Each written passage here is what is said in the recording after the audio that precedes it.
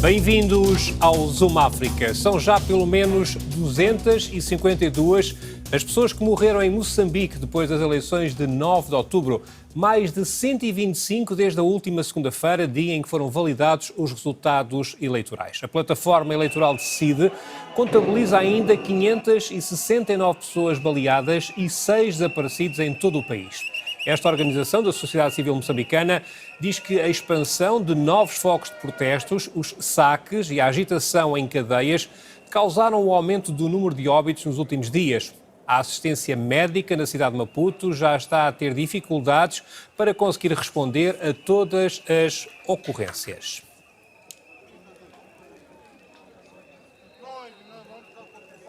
E o secretário-geral da ONU diz ter tomado nota do anúncio do Conselho Constitucional de Moçambique sobre o resultado das eleições gerais, mas mostra uma grande preocupação pelo evoluir do cenário de violência que se vive no país. Numa declaração lida por uma porta-voz das Nações Unidas, António Guterres lamentou a perda de vidas e a destruição de propriedade pública e privada, falando da importância de resolver as tensões de forma pacífica.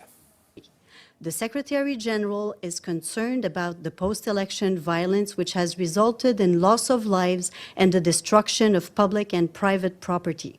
He urges all political leaders and relevant national stakeholders to defuse tensions, including through meaningful dialogue, legal redress, refrain from the use of violence, and redouble efforts to seek a peaceful resolution to the ongoing crisis in a constructive manner, which is essential to the collective future of Mozambicans.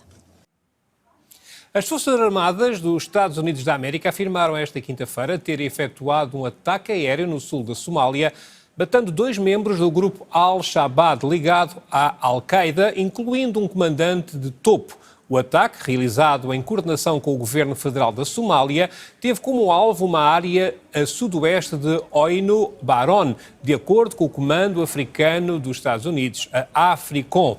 O governo da Somália emitiu uma declaração elogiando aquilo que classificou de uma operação meticulosamente planeada, conduzida juntamente com parceiros internacionais no mesmo distrito. A Somália é um dos países mais pobres do mundo, com décadas de guerra civil, uma insurreição sangrenta do Al-Shabaab, ligado à Al-Qaeda, e ainda é frequentemente afetado o país por catástrofes climáticas. Durante o seu primeiro mandato, o presidente eleito dos Estados Unidos, Donald Trump, anunciou a retirada das tropas norte-americanas da Somália, uma decisão que foi anulada pelo seu sucessor, Joe Biden. 25 cidadãos malaianos morreram num naufrágio em águas marroquinas, ocorrido a 19 de dezembro, mas só agora anunciado pelo governo do Mali. Seguiam num barco improvisado com 80 pessoas que tentava chegar à Espanha. O anúncio do governo maliano acontece no dia em que a organização não governamental Caminhando Fronteiras apresentou um balanço total de 10.457 pessoas mortas este ano na tentativa de chegarem à costa espanhola. A ONG tem investigado os desaparecimentos de migrantes no mar a caminho de Espanha. Relativamente a este ano, destaca que no total de mortos, 421 eram mulheres, 1.538 crianças ou adolescentes. A rota atlântica para as Ilhas Canárias continua a ser a mais letal a nível mundial, com mais de 9.700 vítimas, ou seja, 93% do total. As mortes contabilizadas pela Caminhando Fronteiras referem-se a cidadãos de 28 nacionalidades. A omissão do dever de prestar auxílio e a escassez de recursos nas operações de resgate são as principais causas do aumento do número de mortes. Há um mês, 2 frágeis embarcações naufragaram em Madagascar, com 22 pessoas a bordo. Os barcos partiram da Somália, com destino ao território francês de Mayotte, no Oceano Índico. Ataques extremistas e efeitos climáticos são as causas imediatas para fugir do país do Corno de África. Uma sobrevivente viu, aliás, outros imigrantes à sua volta morrer no mar. A viagem de Idil Golay, em busca de uma melhor vida na Europa, começou na Somália ao pagar $6.500 a passadores locais de migrantes. Agora, de regresso ao seu país, o que Idil recorda é muito doloroso, sobretudo para si mesma, sobrevivente e é também o que faz, aliás, insistir em querer chegar de novo à Europa. Waxay igu qasabtay inaan wadanka ka baxo. Wadanka shaqo la'aan waaye, amni ma lahan, dhanka amniga iyo dhanka shaqo la'aanta. Anagana waxaa go'aansanay inaan baxo oo wadanka fiican oo ka shaqo fiican aan ku noolaan kara aan raadsado. Sidii aan ku baxnay muddo dheer safarkii aan ku jirnay waa ku rafaadnay, dad badan aan ooga dhintay. Anagana waxaa waaye Ilaahay waa soo badbaadiyay alxamdulillaah. Sidii aan ku soo laabanay, laakiin waxaa jeclaan lahay inaan wadankan dib ugu soo noqon oo hore u sii baxo, xitaa wadanka aan u socdo haddii aan xabsi ku galahay. Cunugtaas yarta inay dhimanin wax walba horta dhimasho Ilaahay qoray, laakiin cunugtaas yarta inay dhimanin aniga waa ku dadaalay. Wax walba oo ani aan isticmaali lahay ama aan cuni lahay ayadaa siinayay, haddii malaay tahay iyo haddii biyihii badda tahay ee biyihii oo maxaa lahaa roobkii noo imaaday halkii maalin labadii maalin dharka uga miiraay waana u baahanaa siinayay. Kadib way dhimatay gabadhii, ana u jeedo horteeda ku dhimatay, waxna u qaban karin. Ana u jeedo waxaa waaye badda lagu tuuray markii meydku waa shiye waa urayaa, fridge ma haysano, dadku waa isku kor baaba'een, meydku waa soo batay, qof walba marka badda lagu tuuray. Cunugta markii la tuuray saaid dadka kale way iga sii duwaneed sababtoo cunug yar waaye.